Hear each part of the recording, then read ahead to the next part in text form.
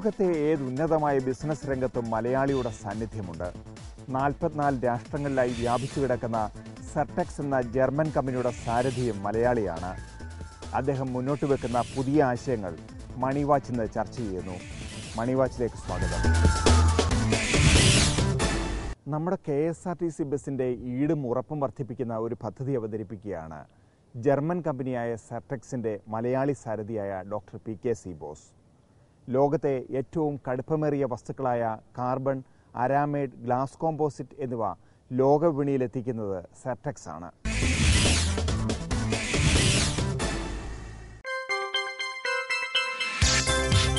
KSRTC ബസ്സുകളുടെ കാര്യക്ഷമതയും ഈടുനിൽപ്പും കൂട്ടുന്ന പദ്ധതിയാണ് സെർടെക്സ് ഇന്ത്യ പ്രൈവറ്റ് ലിമിറ്റഡ് മുന്നോട്ട് വയ്ക്കുന്നത്. സ്റ്റീലിനേക്കാൾ 6 മടങ്ങ് ബലവും അതിന്റെ 10-1 മാത്രം ഭാരവുമുള്ള വസ്തുവാണ് ഗ്ലാസ് കോമ്പോസിറ്റ്. ഇതുപയോഗിച്ച് ബസ്സുകളുടെ പുറംചട്ട നിർമ്മിച്ചാൽ റോഡപകടങ്ങളിൽ ബസ്സിന് ഒരു കേടുപാടുമുണ്ടാകില്ല.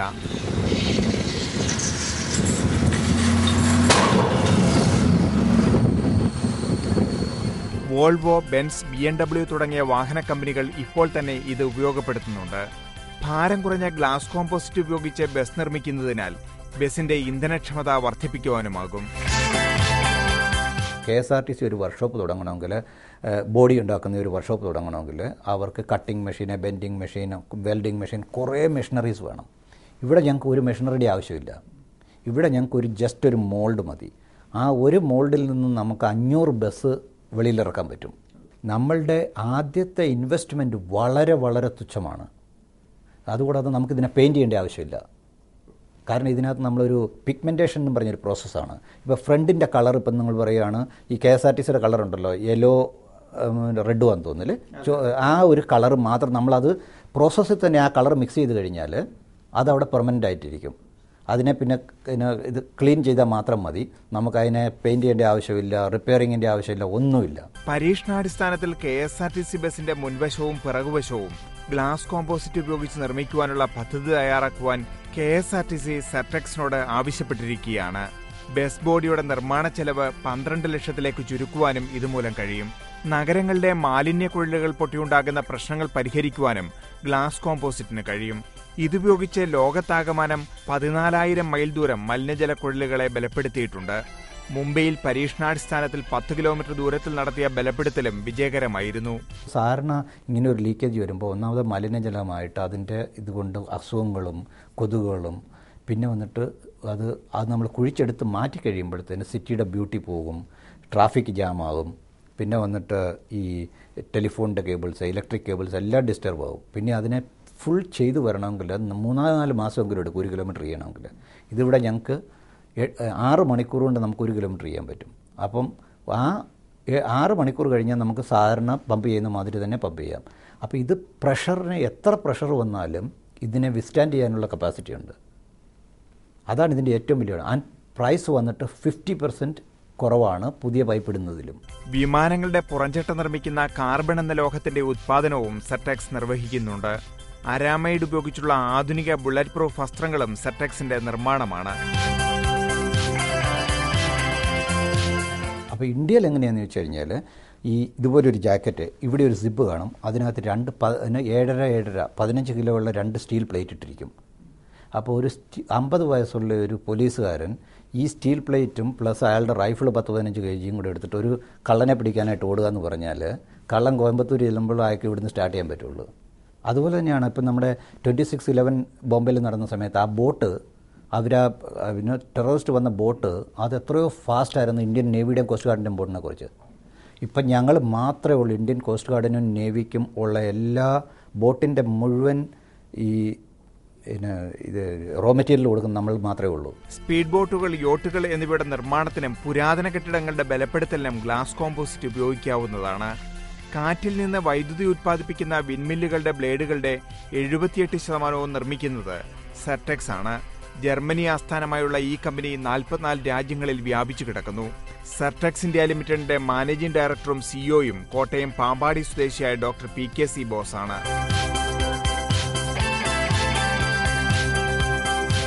ബിസിനസ് ഡെസ്ക്, ജയ് ന്യൂസ്. സംസ്ഥാനത്ത് മൺസൂൺ ടൂറിസത്തിന് തുടക്കമായിട്ടും ലോകപ്രസിദ്ധ വിനോദസഞ്ചാര കേന്ദ്രമായ കുമരകത്ത് ടൂറിസ്റ്റുകളുടെ എണ്ണത്തിൽ വൻ കുറവ്. കഴിഞ്ഞ വർഷത്തെ അപേക്ഷിച്ച് 65% കുറവാണ് ഈ വർഷം രേഖപ്പെടുത്തിയിരിക്കുന്നത്. പക്ഷിസങ്കേതത്തിന്റെ മനോഹാരിതയും വേമ്പനാട് കായൽ തീരത്തെ താമസവും ഹൌസ് ബോട്ട് യാത്രയും കുമരകത്തെത്തുന്ന സ്വദേശികളും വിദേശികളുമായ സഞ്ചാരികൾക്ക് ഏറെ പ്രിയപ്പെട്ടതാണ്. എന്നാൽ മൺസൂൺ ടൂറിസം സീസൺ മുൻപിൽ കണ്ട് ഇത്തവണ സഞ്ചാരികളെ കാത്തിരുന്ന ഹോട്ടലുകൾ അടക്കമുള്ള ടൂറിസം അനുബന്ധ വ്യവസായങ്ങൾ കടുത്ത ആശങ്കയിലാണ്. കഴിഞ്ഞ തവണത്തേക്കാൾ 65% കുറവാണ് ഇത്തവണ രേഖപ്പെടുത്തുന്നത്. ഇതുമൂലം ഹോട്ടലുകൾ, ട്രാവൽ ഏജൻസികൾ, ടൂറിസ്റ്റ് ടാക്സികൾ, ആയുർവേദ ചികിത്സാ കേന്ദ്രങ്ങളെല്ലാം കനത്ത നഷ്ടമാണ് നേരിടുന്നത്. ഹൌസ് ബോട്ടുകളുടെ അപ്രതീക്ഷിത പണിമുടക്ക് മൂലം കേരളത്തിനകത്തും പുറത്തുമുള്ള നിരവധി സഞ്ചാരികൾ കേരളത്തിലെ തങ്ങളുടെ യാത്രയിൽ കുമരകത്തെ ഒഴിവാക്കിയതും തിരിച്ചടിയായി. നമുക്ക് ഊഹിക്കാൻ പറ്റുന്ന ഒന്ന് എയർഫെയർ, കേരളത്തിലോട്ട് എയർഫെയർ ഒത്തിരി കൂടിപ്പോയി. രണ്ടാമത് ഒരു അഡീഷണൽ ടാക്സ് സെൻട്രൽ ഗവൺമെന്റ് നമ്മൾ ഇമ്പോസ് ചെയ്തിട്ടുണ്ട്. അപ്പം നമ്മൾ കേരളത്തിനെ കമ്പയർ ചെയ്യുകയാണെങ്കിൽ ഇപ്പം ഓഫ് സീസൺ ആണെങ്കിൽ പോലും ജൂൺ മുതൽ നല്ല രീതിയിൽ ഹോട്ടലുകൾ റേറ്റുകൾ കുറച്ചിട്ടുണ്ട്. പക്ഷെ എങ്കിൽ പോലും നമ്മൾ ഫോറിൻ പാക്കേജ് നോക്കുകയാണെങ്കിൽ ഇപ്പോൾ ഇവിടുന്ന് സിംഗപ്പൂർ പോവോ മലേഷ്യ പോവോ അത് കുറവാണ് വന്നിട്ട്. നക്ഷത്ര സൌകര്യങ്ങളുള്ള 20ഓളം റിസോർട്ടുകളും 100ലധികം ഹൌസ് ബോട്ടുകളുമാണ് കുമരകത്തുള്ളത്. മൺസൂൺ കാലത്ത് അറബികളും കേരളത്തിന് പുറത്തുള്ള സംസ്ഥാനങ്ങളിലെ സഞ്ചാരികളുമാണ് കുമരകത്ത് ഏറെയും എത്തുന്നത്. ജയ്ഹിന്ദ് ന്യൂസ്, കോട്ടയം. ഗ്രാമീണ മേഖലയുടെ ഉന്നമനത്തിനായി മുൻ പ്രധാനമന്ത്രി ഇന്ദിരാഗാന്ധി കൊണ്ടുവന്ന ആശയമാണ് ഗ്രാമീണ ബാങ്കുകൾ. കേരളത്തിലെ ഗ്രാമീണ ബാങ്കുകളിൽ നോർത്ത് മലബാർ ഗ്രാമീൺ ബാങ്ക് അത്ഭുതകരമായ വളർച്ചയാണ് കാഴ്ചവെക്കുന്നത്. കേരളത്തിലെ ഗ്രാമീണ മേഖലയുടെ വികസനത്തിനായി മുൻ പ്രധാനമന്ത്രി ഇന്ദിരാഗാന്ധിയാണ് മലബാർ കേന്ദ്രീകരിച്ച് നോർത്ത് സൌത്ത് ഗ്രാമീണ ബാങ്കുകൾ രൂപീകരിച്ചത്. കാർഷിക മേഖലയ്ക്ക് സഹായകമായ രീതിയിൽ വായ്പാ നയം ആവിഷ്കരിക്കുകയാണ് ഗ്രാമീണ ബാങ്കുകളുടെ ലക്ഷ്യം. നോർത്ത് മലബാർ ഗ്രാമീൺ ബാങ്കിന് കീഴിൽ കർഷകർക്കായി കൃഷി card, farmers friendly credit card തുടങ്ങിയ പദ്ധതികൾ നടപ്പാക്കുന്നുണ്ട്. 1976 തുടങ്ങിയത് ഗ്രാമീണ മേഖലയിൽ ഊന്നൽ നൽകിക്കൊണ്ടാണെങ്കിൽ ഇന്ന് ഏതാണ്ട് 36 വർഷങ്ങൾക്ക് ശേഷം ഈ ബാങ്ക് മറ്റേത് പൊതുമേഖലാ ബാങ്കിനോടും കിടപിടിക്കത്തക്ക രീതിയിലുള്ള സേവന വ്യവസ്ഥകൾക്കും അതുപോലെ ഇടപാടുകാർക്ക് അനുകൂലമായ പദ്ധതികൾ ഉണ്ടാക്കിയിട്ടുണ്ട്. ഇത് എടുത്തു പറയാവുന്ന കാര്യം, നമ്മുടെ കേരളത്തിൽ പ്രത്യേകിച്ചും ഈ മലബാർ മേഖലയുടെ സാമ്പത്തിക വികസനത്തിന് ഈ 2 ഗ്രാമീൺ ബാങ്കുകൾക്കും നിർണായക പങ്ക് വഹിക്കാൻ സാധിച്ചിട്ടുണ്ട്. സ്വയം സഹായ സംഘങ്ങളും NNGBയുടെ സഹായത്തോടെ പ്രവർത്തിക്കുന്നുണ്ട്. 15 ദിവസം മുതൽ 10 വർഷം വരെയുള്ള ഭദ്രതയേറിയ സ്ഥിര നിക്ഷേപങ്ങളും കർഷകർക്ക് ഏറെ സഹായകമാണ്.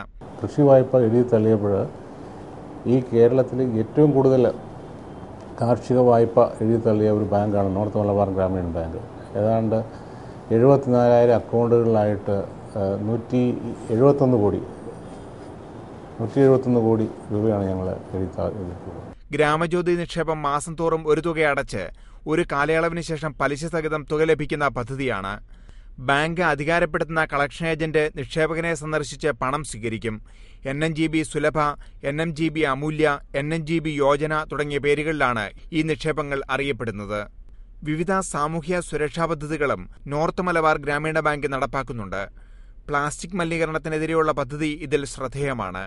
കഴിഞ്ഞ സാമ്പത്തിക വർഷം 15.85% വളർച്ചാ നിരക്കാണ് ബാങ്ക് രേഖപ്പെടുത്തിയത്. അടുത്ത സാമ്പത്തിക വർഷം ശാഖകളുടെ എണ്ണം 231 ആക്കുക. അതുപോലെ തന്നെ ഈ സാമ്പത്തിക ഉൾപ്പെടുത്തലിൻ്റെ കീഴിലുള്ള അൾട്രാ സ്മോൾ ശാഖകൾ 10 തുറക്കുക എന്നുള്ളതാണ്. മൊത്തം ബിസിനസ് ഞങ്ങൾ ഇപ്പോൾ 5,450 നിന്നും 6,400 കോടി രൂപയാണ് ലക്ഷ്യമിട്ടിരിക്കുന്നത്. 2,500 കോടി രൂപ നിക്ഷേപവും 2,950 കോടി രൂപ വായ്പയും നൽകി വായ്പാ നിക്ഷേപ അനുപാതം 118% രേഖപ്പെടുത്തിയിട്ടുണ്ട്. നമ്മുടെ ബാങ്കിൻ്റെ 205 ശാഖകളും ഇപ്പോൾ കോർ ബാങ്കിങ് സംവിധാനത്തിലുണ്ട്. മറ്റേതൊരു ബാങ്കുകളും നൽകുന്ന രീതിയിലുള്ള സേവന സൗകര്യങ്ങൾ ഈ ടെക്നോളജിയെ അടിസ്ഥാനമാക്കി ഞങ്ങൾ നോക്കുന്നുണ്ട്. വളരെ താമസിയാതെ തന്നെ debit card, ATM, RTGS, NEFT തുടങ്ങിയ സാങ്കേതിക വിദ്യയിലൂന്നിയ സേവനങ്ങൾ ഈ ബാങ്കിൽ നിന്ന് വളരെ താമസിയാതെ തന്നെ ഞങ്ങൾ തുടങ്ങുന്നുണ്ട്. സ്റ്റേറ്റ് ഫോറം ഓഫ് ബാങ്കേഴ്സ് ഏർപ്പെടുത്തിയ ബാങ്കിംഗ് എക്സലൻസി അവാർഡ് കഴിഞ്ഞ വർഷം NNGBക്കാണ് ലഭിച്ചത്. Business desk, Jaihind News. കീടനാശിനികളുടെയും രാസവളങ്ങളുടെയും അമിത ഉപയോഗം മണ്ണിന്റെ ഘടന തന്നെ മാറ്റിമറിക്കുമ്പോൾ ഇതാ അതിനൊരു പരിഹാരം. കോയമ്പത്തൂർ ആസ്ഥാനമായുള്ള ഒമേഗ എന്ന കമ്പനി ഇറക്കുന്ന ജീവാംശു എന്ന ജൈവവളമാണ് മണ്ണിന്റെയും ചെടിയുടെയും സംരക്ഷകരായി മാറുന്നത്.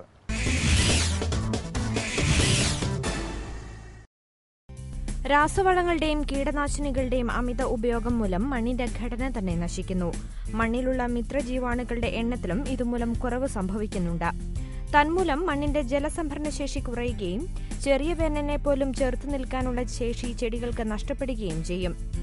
ജൈവ കീടനാശിനികളും ജൈവവളങ്ങളും ഉപയോഗിച്ച് മാത്രമേ ഈ അവസ്ഥ മാറ്റിയെടുക്കാൻ സാധിക്കൂ.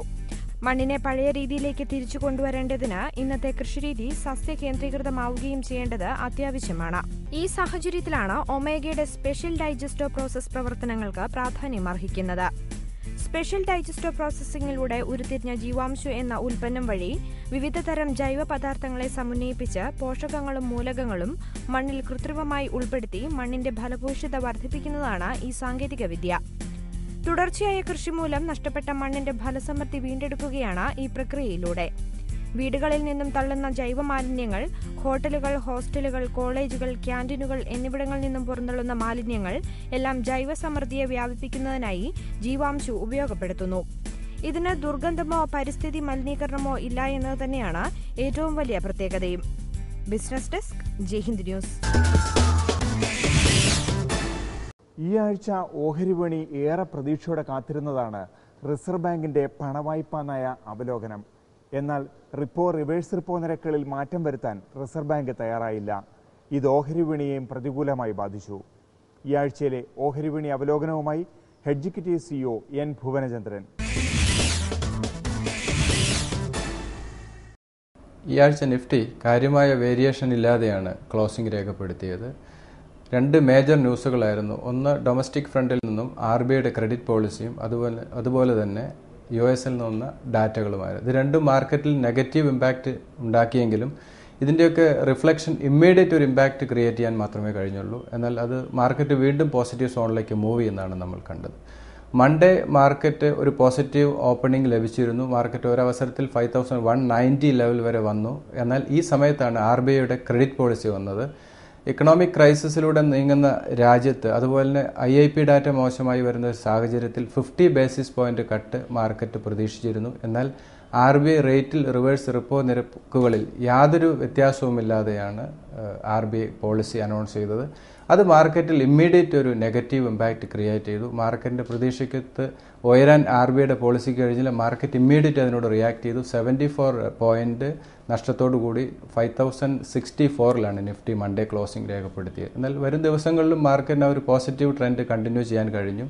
ചൊവ്വാഴ്ച വീണ്ടും മാർക്കറ്റ് ഒരു ബെറ്റർ ക്ലോസിംഗ് രേഖപ്പെടുത്തി.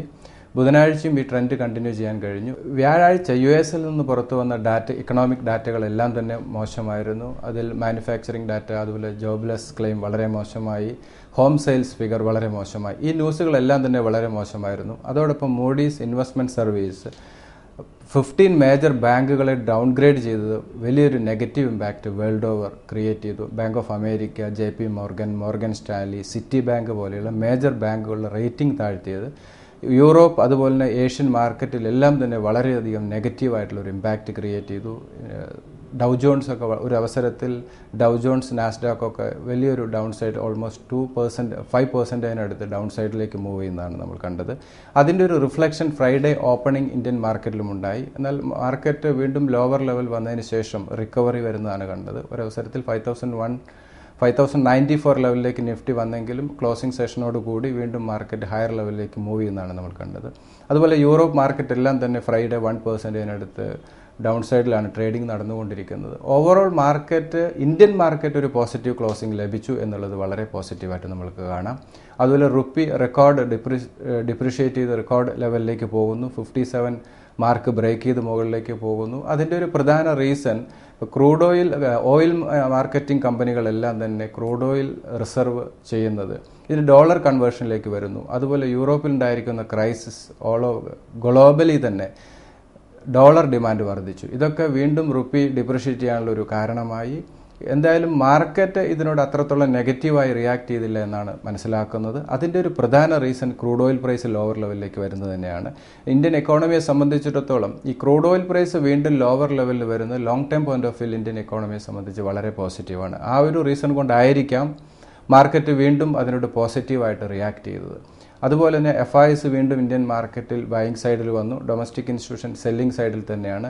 FIസിൻ്റെ ഈ ഒരു ആക്റ്റീവ് പാർട്ടിസിപ്പേഷൻ തീർച്ചയായിട്ടും ഇന്ത്യൻ മാർക്കറ്റിനെ സംബന്ധിച്ചിടത്തോളം നമ്മൾ വളരെ പോസിറ്റീവായിട്ട് കാണേണ്ട ഒരു കാര്യം തന്നെയാണ്. കാരണം ഇത്രത്തോളം ക്രൈസിസിലൂടെ നീങ്ങുന്ന ഒരു സാഹചര്യത്തിൽ FISന്റെ ഇൻവെസ്റ്റ്മെന്റ് വരുന്നത് തീർച്ചയായിട്ടും പോസിറ്റീവാണ്. മാർക്കറ്റിനെ വലിയൊരു ക്രാഷിൽ നിന്നും രക്ഷിച്ചത് ഇപ്പോഴത്തെ FISന്റെ ഒരു ഇടപെടൽ തന്നെയാണ്. കാരണം ഇത്രത്തോളം നെഗറ്റീവ് RBIയുടെ റേറ്റ് കട്ട് പ്രതീക്ഷിച്ചിരുന്നു, ആ റേറ്റ് കട്ട് ഉണ്ടായില്ല. US-ൽ നിന്ന് ഡാറ്റകൾ മോശമായി. ഇങ്ങനെയുള്ള ഡാറ്റകൾ എല്ലാ മോശം ഡാറ്റകൾ വന്നിട്ടും ഇന്ത്യൻ മാർക്കറ്റ് സ്റ്റെബിലൈസ് ചെയ്ത് നിൽക്കുന്നതാണ് നമ്മൾ കണ്ടത്. എന്തായാലും ഒരു പോസിറ്റീവ് ക്ലോസിംഗ് രേഖപ്പെടുത്തി അതിൻ്റെ റിഫ്ലക്ഷൻ തീർച്ചയായിട്ടും അടുത്ത ആഴ്ചകളിൽ നമ്മൾക്ക് മാർക്കറ്റ് വീണ്ടും ഫർദർ ഹയർ ലെവലിലേക്ക് മൂവ് ചെയ്യാൻ തന്നെയാണ് സാധ്യത. ടെക്നിക്കൽ പോയിന്റ് ഓഫ് വ്യൂവിൽ മാർക്കറ്റിനെ നമുക്കൊന്ന് അനലൈസ് ചെയ്യാം. ടെക്നിക്കലി മാർക്കറ്റ് ഒരു പോസിറ്റീവ് ക്ലോസിംഗ് ലഭിച്ചു. 5130 ഞാൻ ലാസ്റ്റ് വീക്ക് പറഞ്ഞിരുന്നു ഒരു മേജർ റെസിസ്റ്റൻസ് ഏരിയയാണ്. 5130 ബ്രേക്ക് ചെയ്ത് മാർക്കറ്റ് ഹയർ ലെവലിലേക്ക് സ്റ്റെബിലൈസ് ചെയ്തെങ്കിലും വീണ്ടും ഹയർ ലെവൽ മാർക്കറ്റ് സെല്ലിംഗ് വരികയാണ്. അപ്പോൾ ഒരവസരത്തിൽ വീണ്ടും നിഫ്റ്റി 5064 ലെവലിലേക്ക് വന്നിരുന്നു. വീണ്ടും എന്തായാലും ഫ്രൈഡേ ഒരു പോസിറ്റീവ് ക്ലോസിംഗ് രേഖപ്പെടുത്തിയത് തീർച്ചയായിട്ടും 5130ക്ക് മുകളിൽ മാർക്കറ്റിൽ ക്ലോസിംഗ് രേഖപ്പെടുത്തിയത് വളരെ പോസിറ്റീവായിട്ട് നമ്മൾക്ക് കാണാം. 5080 ആണ് അടുത്തൊരു മേജർ ഇമ്മീഡിയറ്റ് സപ്പോർട്ട് ലെവലായിട്ട് ഹോൾഡ് ചെയ്യുന്ന ഒരു നിഫ്റ്റി ട്രേഡേഴ്സിനെ സംബന്ധിച്ചിടത്തോളം 5080 സ്റ്റോപ്പ് ലോസോടുകൂടി ഒരു ലോങ് പൊസിഷൻ അഡ്വൈസബിൾ ആണ്. അടുത്ത നിഫ്റ്റിയുടെ ഒരു റെസിസ്റ്റൻസ് 5200 ആണ് ഇമ്മീഡിയറ്റ് വരാവുന്ന ഒരു റെസിസ്റ്റൻസ്. ദെൻ 5260, ദെൻ 5300 എന്ന് പറയുന്ന ഒരു ഫൈനൽ സെല്ലിംഗ് പോയിന്റ് ആയിട്ട് കാണാം. അതല്ലെങ്കിൽ ഒരു മേജർ റെസിസ്റ്റൻസ് ഏരിയ എന്ന് പറയുന്നത് ഇപ്പോഴത്തെ ഇക്കണോമിക് സിറ്റുവേഷൻ നമ്മൾ അനലൈസ് ചെയ്യുമ്പോൾ 5300 ഒരു മേജർ റെസിസ്റ്റൻസ് ഏരിയ തന്നെയാണ്. അതൊരു പ്രോഫിറ്റ് ബുക്കിംഗ് ലെവലായിട്ട് റീറ്റെയിൽ ഇൻവെസ്റ്റേഴ്സ് പരിഗണിക്കുന്നതായിരിക്കാം നല്ലത്. ഇപ്പോഴത്തെ നിലയിൽ crude oil price lower level വരുന്നത് തീർച്ചയായിട്ടും നമ്മളെ സംബന്ധിച്ചിടത്തോളം പോസിറ്റീവാണ്. അതുപോലെ തന്നെ FISന്റെ ഇൻവെസ്റ്റ്മെന്റ്, അതാണ് മാർക്കറ്റ് ഇപ്പോൾ ഒരു പോസിറ്റീവ് സോണിലേക്ക് മൂവ് ചെയ്യുന്നത്. 5080 സ്റ്റോപ്പ് ലോസോട് കൂടി ഒരു ലോങ് പൊസിഷൻ ട്രേഡേഴ്സിനെ സംബന്ധിച്ചിടത്തോളം അഡ്വൈസബിൾ ആയിരിക്കും. സ്വർണം അതിൻ്റെ റെക്കോർഡ് തിരുത്തി കുറിച്ച വാരമാണ് കടന്നു പോകുന്നത്. ഇനി കമ്പോള നിലവാരം, വിപണിയിലെ ഏറ്റവും പുതിയ വിലകളും വിശേഷങ്ങളും. മാറിയ കാലാവസ്ഥ നേട്ടമാക്കിക്കൊണ്ട് കുതിച്ചുപാഞ്ഞ നാളികേരോൽപ്പന്ന വിപണി വാരാന്ത്യം അല്പം പരുങ്ങലിലാണ്. തുടർച്ചയായി 2 ആഴ്ച കൊണ്ട് 600 രൂപയുടെ നേട്ടത്തോടെ വെളിച്ചെണ്ണ 6450 രൂപയിലെത്തിയതോടെ വിപണി ആടി ഉലയുമെന്ന ഭാവത്തിലാണ്. പ്രാദേശിക വിപണികളിൽ നിന്ന് വെളിച്ചെണ്ണയ്ക്ക് കൂടുതൽ ആവശ്യക്കാർ എത്തിയാൽ മാത്രമേ അടുത്ത മുന്നേറ്റത്തിനാവശ്യമായ കരുത്ത് സ്വരൂപിക്കാനാവൂ. വെളിച്ചെണ്ണ വില ചൂടുപിടിച്ചത് കണ്ട് വാങ്ങലുകാർ രംഗത്തുനിന്ന് അല്പം പിൻവലിയുകയും ചെയ്തു. ഇതിനിടയിൽ തമിഴ്നാട്ടിലെ വൻകിടക്കാർ കൊപ്ര വില ഉയർത്താനുള്ള നീക്കങ്ങൾ ഊർജിതമാക്കി. മഴ മൂലം സംസ്ഥാനത്ത് നാളികേര വിളവെടുപ്പ് പല ഭാഗങ്ങളിലും തടസ്സപ്പെട്ടു. 3450 രൂപയിൽ നീങ്ങുന്ന കൊപ്രയ്ക്ക് ഓയിൽ മില്ലുകളിൽ നിന്നുള്ള പിന്തുണ ലഭ്യമായാൽ മാത്രമേ കൂടുതൽ മികവ് കാഴ്ചവെക്കാനാവൂ. ഏഷ്യൻ രാജ്യങ്ങളിൽ വാരാന്ത്യം റബ്ബർ വില വീണ്ടും പിരിമുറുക്കത്തിലായി. ആഗോള മാർക്കറ്റിൽ എണ്ണവിലയും അതിനിടയിൽ ഇടിഞ്ഞതാണ് റബ്ബറിലെ വാങ്ങൽ താൽപര്യം പൊടുന്നനെ കുറച്ചത്. ഇവിടെ ഷീറ്റ് ക്ഷാമം നേരിടുന്നതിനാൽ വിലയിടിച്ചാൽ ഉത്പാദകർ സ്റ്റോക്ക് ഇറക്കില്ലെന്ന കാര്യം വ്യവസായികൾക്ക് വ്യക്തമാണ്. മുഖ്യ വിപണികളിൽ 4ാം ഗ്രേഡ് റബ്ബർ 18600 രൂപയിലാണ്. മഴ ശക്തമല്ലാത്തതിനാൽ ഒരു പരിധിവരെ ടാപ്പിംഗ് മുന്നോട്ട് കൊണ്ടുപോകുവാൻ പിന്നിട്ട വാരം കാർഷിക മേഖലയ്ക്കായി. എന്നാൽ പകൽ താപനില കുറഞ്ഞത് പുതിയ ഷീറ്റിന്റെ സംസ്കരണത്തിന് തടസ്സം സൃഷ്ടിച്ചു. അമേരിക്കയും യൂറോപ്യൻ രാജ്യങ്ങളും ഇന്ത്യൻ സുഗന്ധവ്യഞ്ജന വിപണിയിൽ കൂടുതൽ താൽപര്യം കാണിച്ചു. രൂപയുടെ വിനിമയ നിരക്കിലുണ്ടായ തകർച്ചയാണ് ഇറക്കുമതിക്കാരെ ആകർഷിച്ചത്. അന്താരാഷ്ട്ര മാർക്കറ്റിൽ ഇന്ത്യൻ കുരുമുളക് വില ടണ്ണിന് $7500. ഗാർബിൾഡ് കുരുമുളക് വില 40000 രൂപയിലാണ്. കേരളത്തിൽ സ്വർണ്ണവില ചരിത്രത്തിലെ ഏറ്റവും ഉയർന്ന നിലവാരമായ 22,360 രൂപ ദർശിച്ച ശേഷം അല്പം തളർച്ചയിലേക്ക് നീങ്ങി. വാരാവസാനം വീണ്ടും വില വർദ്ധിച്ച് 22,360 രൂപയിലെത്തി. Business desk യഹ്നൂസ്. വേനൽ മാറി മഴക്കാലം വരവായി. മഴക്കാലത്തും ബിസിനസ്സിന് ഒട്ടേറെ സാധ്യതകളുണ്ട്. ആ വിശേഷങ്ങളുമായി ഇനി അടുത്തയാഴ്ച കാണാം. ഇതേ ദിവസം ഇതേ സമയം. നിങ്ങളുടെ അഭിപ്രായങ്ങളും നിർദ്ദേശങ്ങളും ഞങ്ങളെ അറിയിക്കുക. Producer Money Watch, Jaihind TV, Karimpanal arcade, East Fort, Thiruvananthapuram 23. SMS വഴി നിങ്ങൾക്ക് അഭിപ്രായങ്ങൾ അറിയിക്കാം. 9947035135. അടുത്തയാഴ്ച കാണും വരേക്കും നമസ്കാരം.